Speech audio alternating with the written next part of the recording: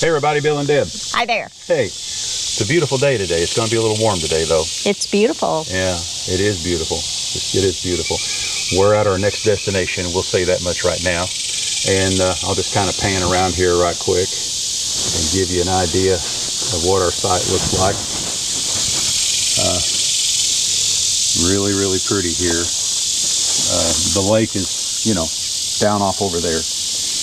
But anyway, what we were doing right quick, we were going through shooting clips for our walkthrough video, which will be coming up here in a few days. And we thought we would take a break from that for a little bit and show you a modification we did on our bike rack to make it better for hauling our bikes, because we probably will not be covering this in the video itself, in the walkthrough video, as far as the bike rack itself is concerned. So we thought we would just show you this right quick.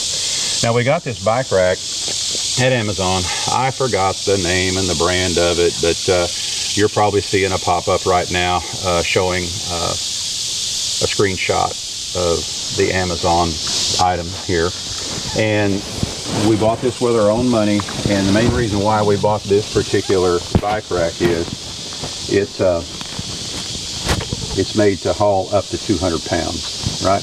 Right, and our e-bikes are heavy. Well, they are heavy, but we never travel with the batteries in them, which makes them a little bit lighter. We figure, though, with both bikes and everything, they probably weigh total about 120 pounds. Now, this particular bike rack is made to, haul a fat tire bike, because it's got the wide seat here, for a fat tire bike. And in a way, we do kind of like the way the J-hooks come down over here, and they hold the bikes down. You have to kind of get aggressive, or at least I do. I get aggressive when I'm pushing them down before I tighten them up here at these spots where you tighten it right here. You can see those little wing nuts. Well, they're not little wing nuts, but the wing nuts there.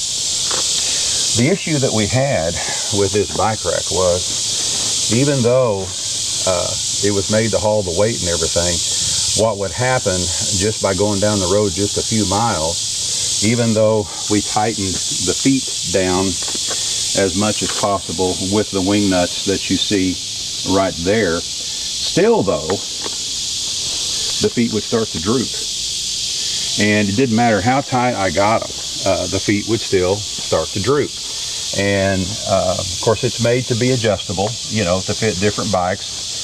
But we've got it set to fit our particular bikes right now. So as far as that adjustability is concerned, we're not concerning ourselves with that anymore.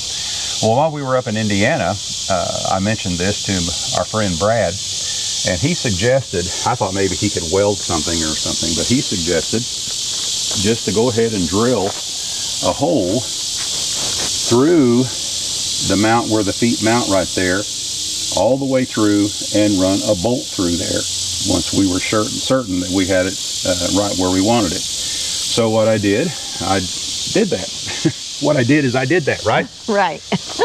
He told me to do that, so that's what I did. Hey. Anyway. You listen to the people that know. Yeah. And of course, when I did that, I made sure the feet were adjusted up, as tight as I could where I wanted them to be. And then I drilled the holes all the way through, and then I used grade 8 bolts on it, and they were 1/4 inch if I remember correctly. 1/4 inch grade 8 bolts, and I think they were like 2.5 inches long. And then I used a series of washers and lock washers, and I used a gland nut on the bottom. And what they're called there at Tractor Supply is stop nuts. You can buy them by the pound. They call them stop nuts, and but they're the same kind of thing. And tightened them up. And since we did that, we have now traveled 600 miles? Yeah, about 600 miles. Yeah, close to it.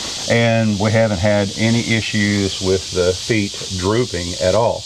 What would also happen when the feet were drooping like that, these J-hooks, even though we'd have them nice and tight here, as the feet started to droop, then of course these would get loose. Then the bikes would be doing this, as you're going down the road. So that was another issue. So by doing this, by, drilling holes through that and running those bolts through there, that has stopped that issue in its tracks. We no longer have that issue at all. Now I'm certain it probably voids the warranty Of the bike rack itself. Yeah, probably. Yeah. But it works for us, and so we're just going to run with it as it is. If we happen to get different bikes down the road, which right now I don't see that happening, but if we happen to get different bikes down the road that have different wheelbases, we'll figure out what to do from there. We might be able to just pull the bolts out, move the feet up and down, re-drill new holes, and keep on going. I would think. Well, yeah. I mean, in theory, that sounds In theory, But that anyway, would work. I just thought I'd let you know that that's what we did there, and it has worked very, very well for us in the 600 miles that we've been traveling. The bikes are still nice and tight. This is the whole rack bouncing here. It's not but the bikes themselves, the J-hooks right there, are holding like they're supposed to.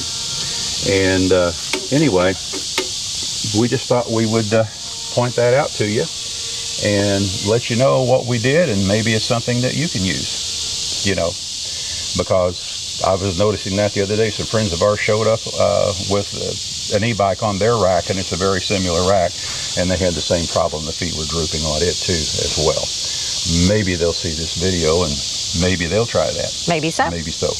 We'll see what happens. Anyway, just a quick deal, let you know something we did here that seems to be working quite well for us so far. If anything changes, we'll let you know. The walkthrough video, we're working on the clips for it. It should be released next Tuesday. I don't even know what that date will be next Tuesday. It's the 22nd, because I have a doctor's appointment that day. Okay. August the 22nd is when we're hoping that the in-depth, in-detail walkthrough video on our completed cargo trailer conversion will be released. So be watching for that. Anyway, we're going to let you go for now. This is Bill and Deb with I Ride Tiny House Adventures. We're not camping. We are living. Y'all get out there and do some living, and we'll see you again soon. Bye-bye now. Bye-bye.